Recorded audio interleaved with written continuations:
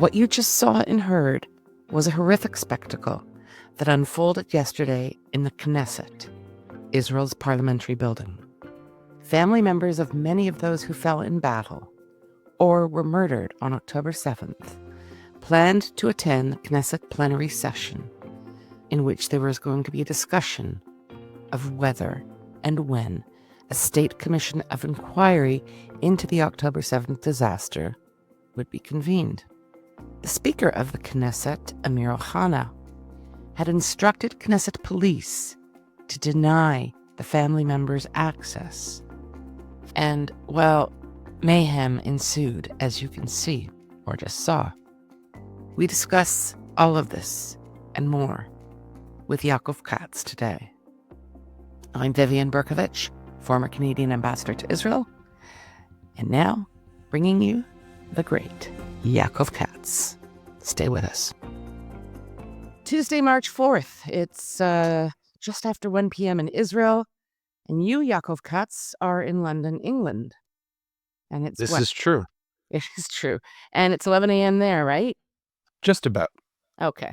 Well, thank you. Okay, we're starting 3 minutes late. Thank you so much for being available on really such short notice. I just reached out to you this morning, and it's an important day. Every day is an important day. So let's just get right to it. We don't have a lot of time, but we got a hell of a lot of ground to cover. And I'd like to start with the reports that the IDF has been releasing in kind of drip torture ways, like drip one by one, since last Thursday, I believe. They started last Thursday. There was a special briefing for the families whose loved ones had fallen on October 7th at the Nahal Oz IDF base. That was on Thursday. I understand it was a very fiery meeting. On Friday, the report was released to the public. And since then, other than Saturday, we've had a new report almost every day. We've had Nahal Oz kibbutz. We had Kfar Aza yesterday, which was horrible. We had Nir Oz in the last few days, which was horrible. Tiva Sarah, and on and on and on.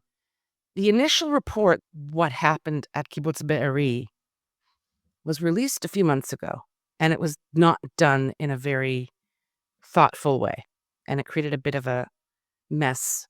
So now they've changed their strategy, and they're releasing these in dribs and drabs. Why?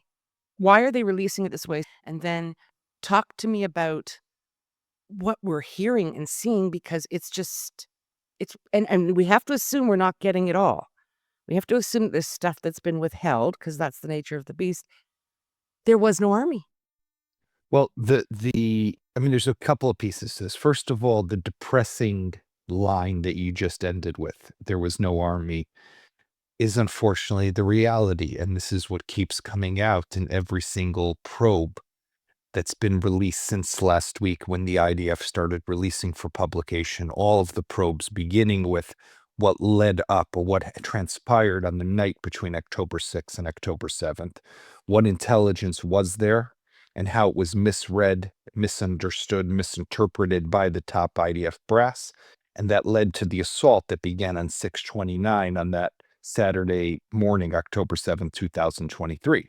But then every battle, right, where was the Air Force? So there was the intelligence, there was the Air Force, there was the Southern Command, but then they're looking at the battles inside each kibbutz. Why did it take the terrorists only an hour to conquer Be'eri, and why did it take the IDF literally days to reconquer Be'eri?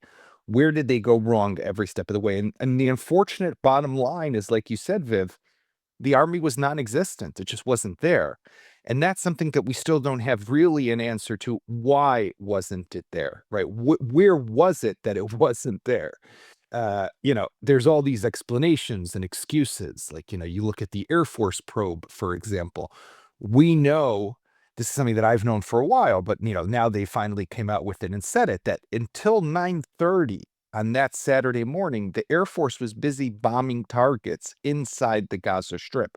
Only at 9:30 did it begin to divert its focus and resources to trying to stop the mobs from coming from Gaza into, but it was too late already. Why were they not aware that this was going on for 3 hours? And I think that those are still some questions and mysteries that we don't necessarily have a full answer beyond just a failure, right? But that's not going to necessarily suffice. The reason that it's all coming out, though, to your question, is let's remember that on Wednesday of this week, the IDF Chief of Staff, Herzi Halevi, is stepping down. He decided to resign early.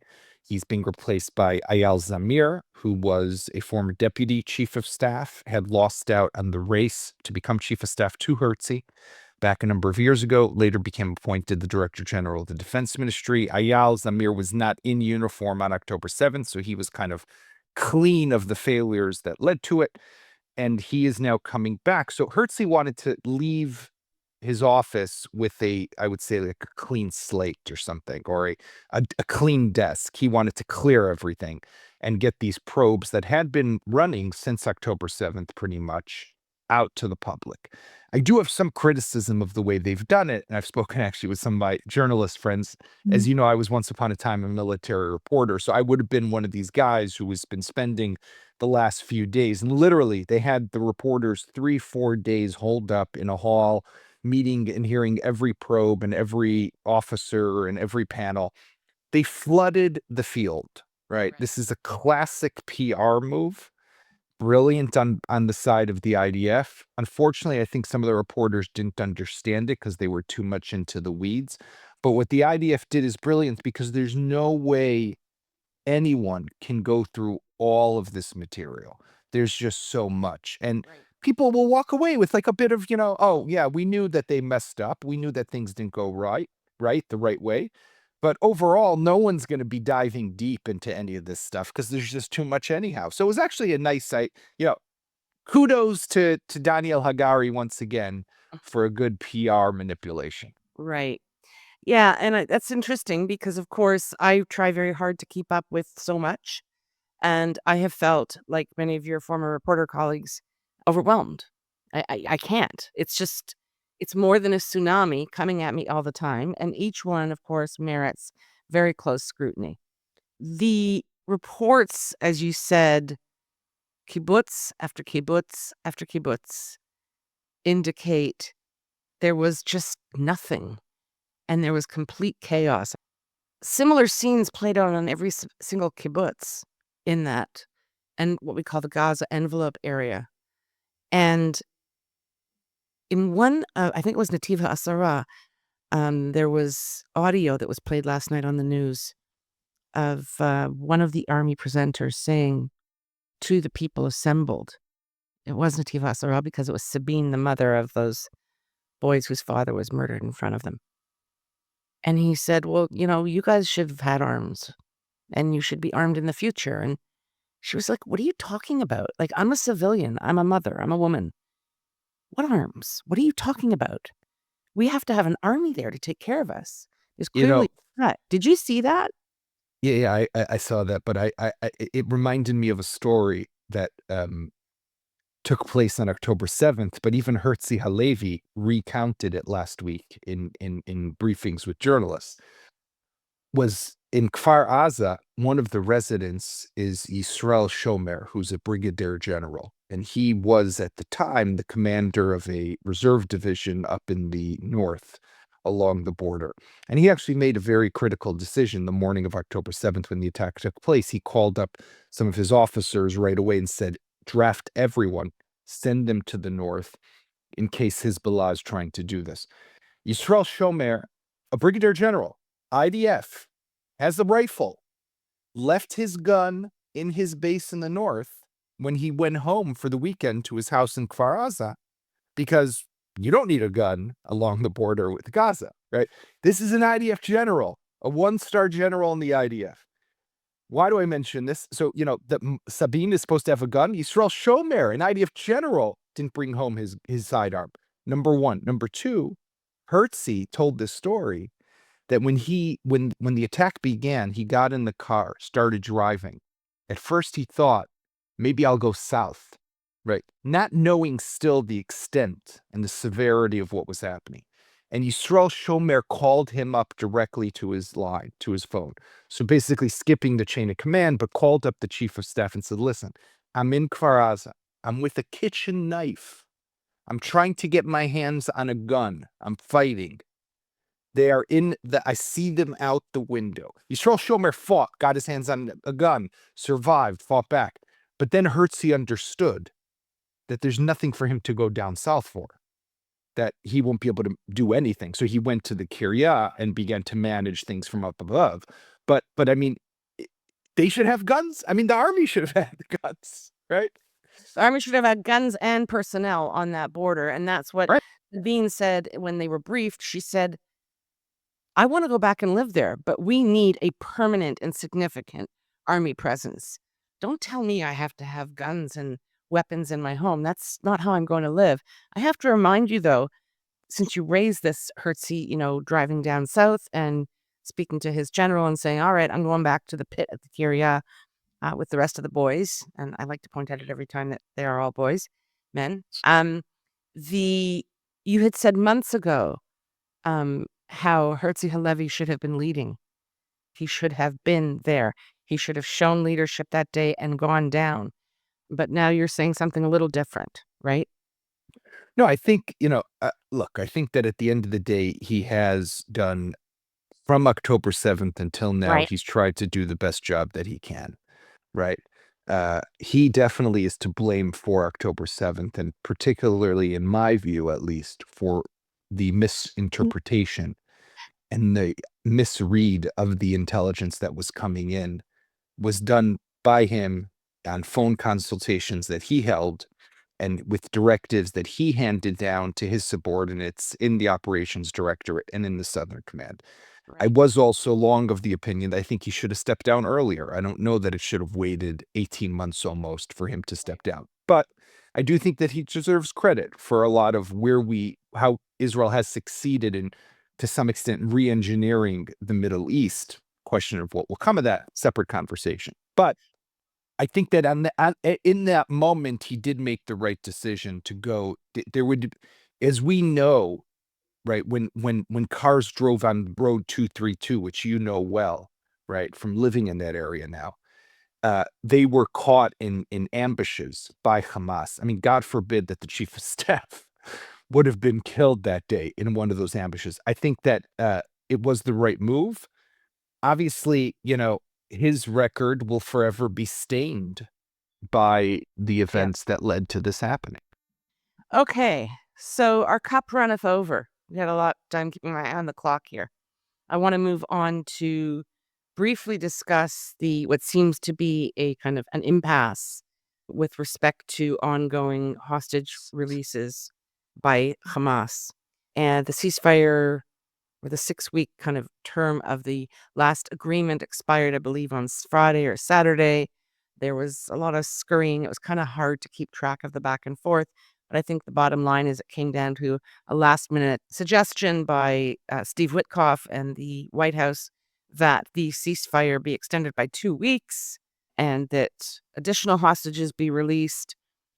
There was also another variation that said, I think, some sort of indefinite extension, or it was for a month, and half the hostages living and dead be released immediately, and the remaining living and dead be released at the end of a 3-4 week period. Whatever. There's a lot of stuff going around. What we do know is the ceasefire is broken down. Hamas is saying we don't agree to anything that's been proposed. Israel is saying we are going to halt aid from going into the Gaza Strip. We may also cut off electricity, and we're going to give Hamas 10 days to sort things out before we go back to war. What's your thought on kind of this twilight zone we find ourselves in? Well, this is, Netanyahu's kind of strategy, which is to not go from stage 1 to stage 2, but try to go from stage 1 to stage 1.2, right? To try to do something somewhere in the middle, extend stage 1, keep getting hostages in drip and drop, right? A few at a time in exchange for prisoner releases, in exchange for keeping the ceasefire going to some extent. but without having to do two primary things. One, declare an end to the war, which he cannot do politically and retain his coalition. Two, withdraw IDF troops, particularly from the Philadelphia corridor, which again could potentially lead to his coalition also unraveling. So Netanyahu is trying to go somewhere in the middle. To his luck, or this I'm guessing was prearranged, right?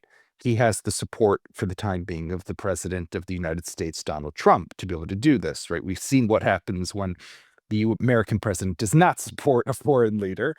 But in this case, he is supporting Netanyahu. And with that, we know that Steve Witkoff, the special Middle East envoy for Trump, has put forward a proposal that also sees the extension of what was up until, let's say, Saturday, the first stage of the hostage deal.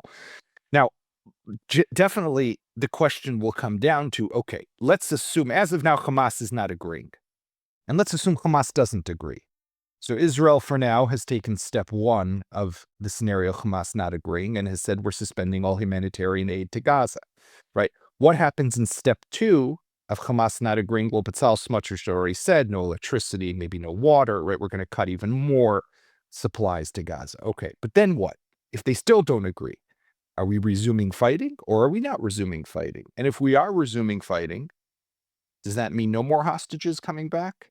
And if we're not resuming fighting, then what are we doing? So I still don't see the full strategy of where this is all leading to, because if at the end of the day, you are of the belief, and I think I could say that you are, I know that I am, that getting back the hostages right now, the 24 living hostages, is the most important imperative out there, then that's what you should be focused on, right?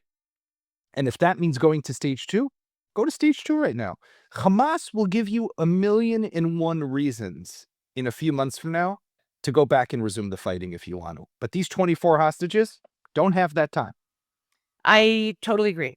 And I think that we've been consistent in that regard from the very beginning. You may have missed my long discussion just the other day with Jonathan Conricos, and he takes a different view from us.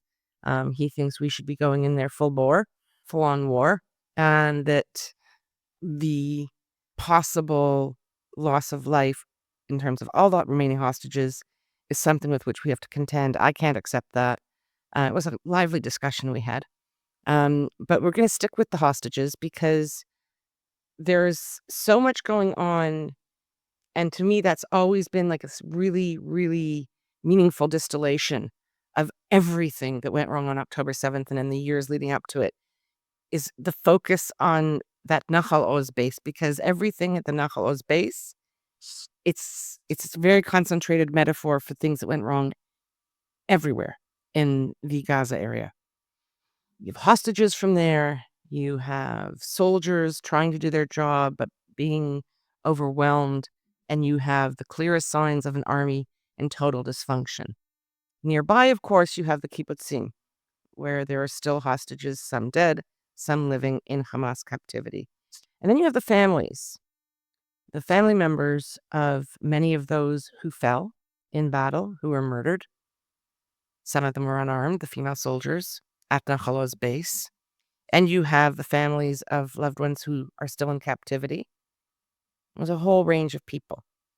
And they're advocating ferociously for the establishment of a state commission of inquiry. And there are many others in Israel who support that aspiration. To me, it should be a given after this incomprehensible, colossal, total failure to protect the citizens and the consequences. Representatives of this council of families went to the Knesset yesterday. There was going to be a discussion in a plenary session, meaning everyone's present in the Knesset, and they wanted to attend this discussion and make their views known. Not be disruptive, but be present. And it seems that the Knesset speaker, Amir Ohana, issued a directive to the police inside the Knesset that they were not to be allowed in to watch this discussion, which, I mean, this is the parliament in a democracy. It's supposed to be open to the people. It's accountable to the people. So there's the whole philosophical slash theoretical issue. There's the pragmatic issue of why is this happening? And then there's the horror of watching the spectacle of parents of children who fell, in particular, Rafi Ben Shitrit, the father of a soldier who fell at Nahal Oz base on October 7th, literally being beaten in the Knesset, thrown to the floor, handled and treated in such a manner that I was looking at it, and I think many others, saying, who are we? What have we become? What is going on here? So start with the last part, and then let's go in and talk about the imperative of having a state commission of inquiry and Benjamin Netanyahu's continued refusal to do so, saying it'll be stacked with politically biased people. As Eli Sharabi said so eloquently on Uvda recently, when they came into my home, nobody asked me what my politics are. When they murdered my family, they didn't ask them what their politics are. This transcends partisanship and politics. Let me remind you also, Vivian, that of the incident recently with Roni Eshel's father and Moshe Gafni. Also, Ayala Eshel is the father, is a member of that council, and said to Gafni, who's a member of Knesset, look me in the eye. And Gafni said, I don't want to look you in the eye. I mean, the utter contempt, disrespect, lack of compassion, lack of gratitude to the people who have paid the ultimate price. Well, the people who paid the ultimate price are the people who were killed. The people who are left to carry along the scars and the burden of losing a loved one are these people. And the way that they were treated yesterday, I was watching the videos coming out of the Knesset, and I was horrified. And to me, horrified, I think you said it beautifully and eloquent. How has this happened? How did we become like this? But it's also it's so sad because it shows we've learned nothing. It shows that we are cold-hearted to these people, but it also, or so at least some people are, but it also is a gift to our enemies. I mean, if you are an enemy of the state of Israel and the Jewish people, you are lapping this up because you're saying, we don't even got to do anything. They're going to do it to themselves. I mean, we are just doing it over and over again, and we're setting ourselves up for the next disaster. That is exactly what we're doing. And the fact that this is something that is orchestrated or ordained by the Speaker of the Knesset, by the Prime Minister, and that they are willing to say, they came up with some excuse in the beginning that the balcony, like the spectator area where people come to the visitors can sit is there's limited space. I'm sorry, bullshit. There's not limited space. There's plenty of space there for people. They didn't want them coming in because they knew they didn't want, you know what it was? I don't even think they were worried about them disrupting. They didn't want to have to see them. They didn't want to have to look them in the eye when they were passing and they were going to have a discussion in a shameful way about how they are once again going to evade responsibility and accountability they are the government that allowed October 7th to happen. And they don't want to have to see Ayal Eshel and be reminded of his daughter or any of these other people. They don't want to have to deal with it. So it's much easier just not to let them in. And it's pathetic and it's disgusting and it's a stain on all of us. And we're responsible because we allowed this government to continue. And, today there was this really limp, flaccid crap, I'm sorry, coming out of the speaker's office saying, well, yes, no, we just wanted to limit the number of people for whatever reason. But that's not what happened. They tried to block them all. And we're investigating. I'm like, investigating what? What is there to investigate? You put out the order and they executed it.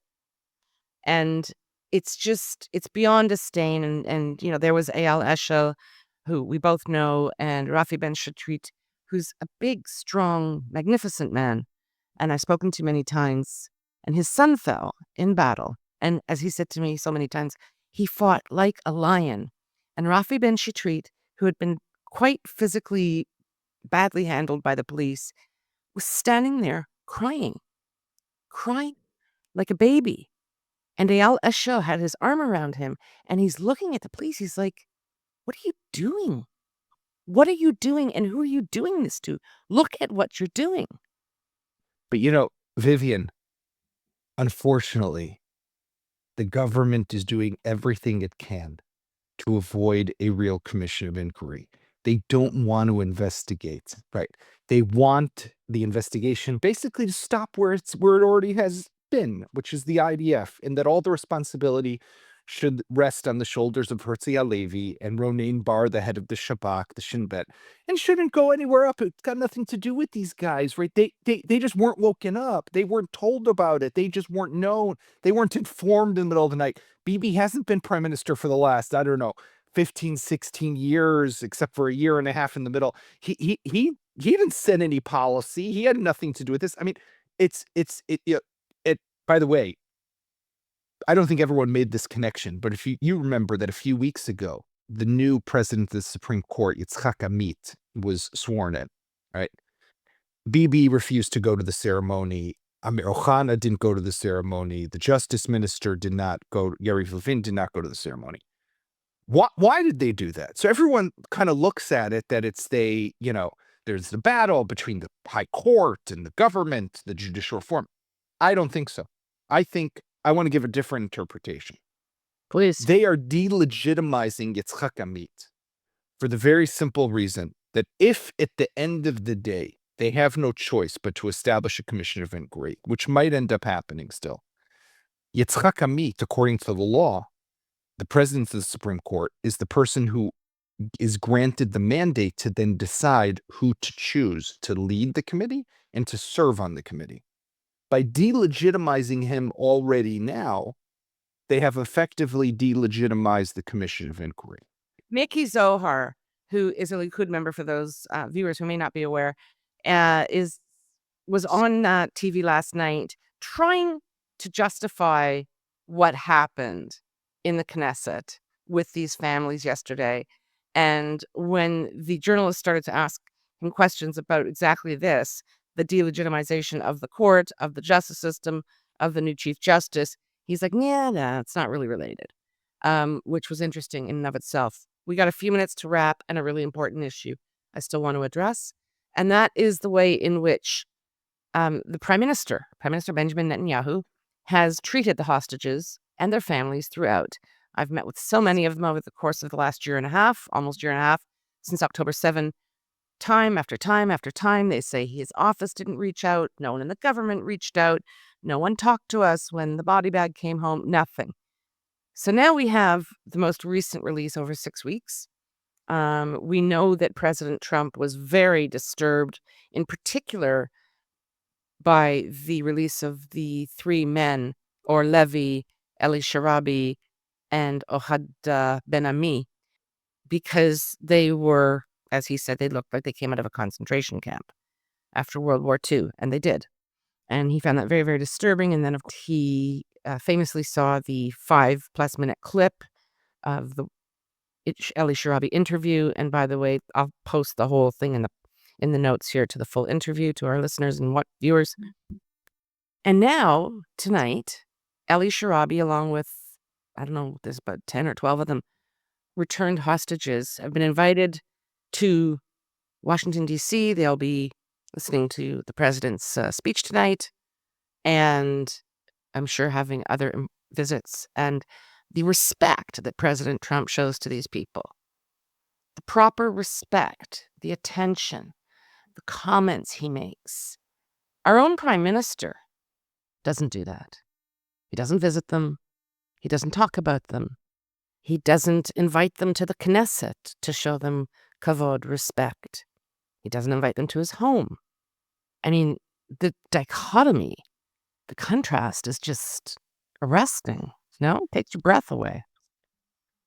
It takes my breath away. It does. And we saw that Netanyahu, for example, did have a phone call with Eli Sharabi, I think it was Sunday night, but that was obviously after Trump had already invited him. Bibi hadn't spoken to him. So Eli Sharabi's going to go to Washington, meet with Trump. Trump's going to say, I'm sure you spoke to Netanyahu. And he's like, no, actually, I didn't. So at least he had to have the phone call.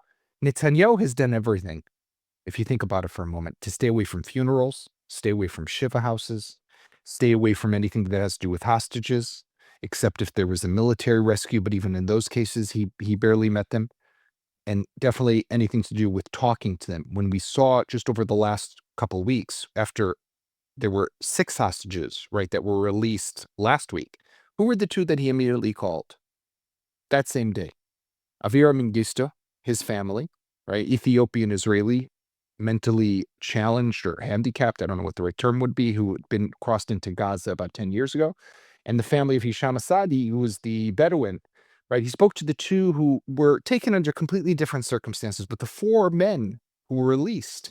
He didn't speak to Omer Shem Tov's family, right? He didn't speak to Tal Shoam's family. I mean, why not, right? Because they have criticism, right? They will ask him, Netanyahu, where were you? You abandoned us. Where were you?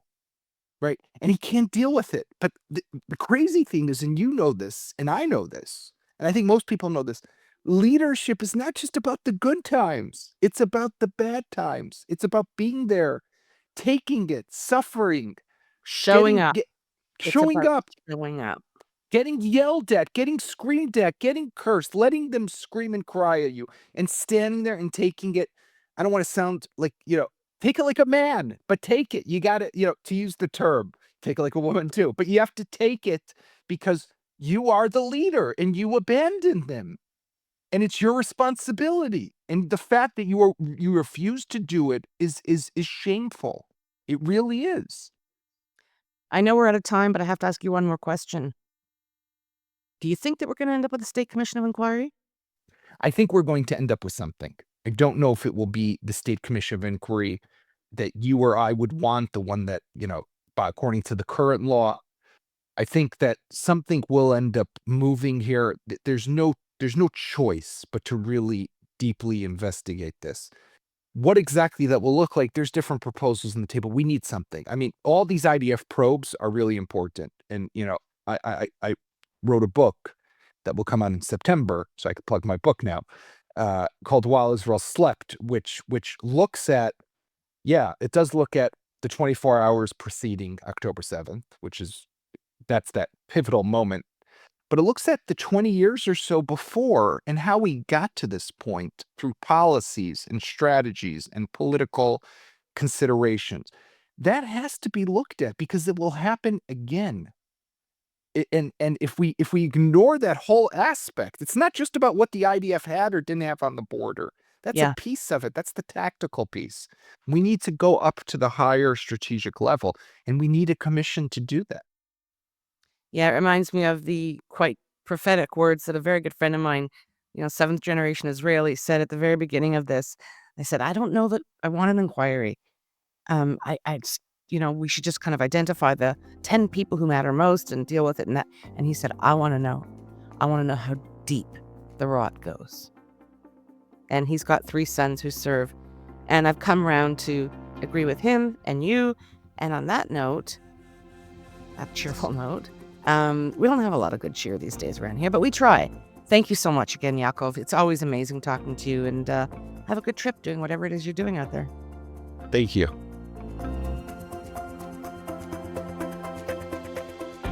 We love hearing from you, so please comment on our website, stateoftelaviv.com, or send us a note to hello@stateoftelaviv.com. On behalf of the State of Tel Aviv core team, Yon Zabo, our creative, graphic, visual, and marketing man, Amir White, producer and editor extraordinaire, sound guy, who is also impressively patient with me and my boomer tech deficiencies, and our social media manager, who pitches in on everything, Maya Naftalin. Thanks to the team. Thanks to you for being here. We'll be back soon.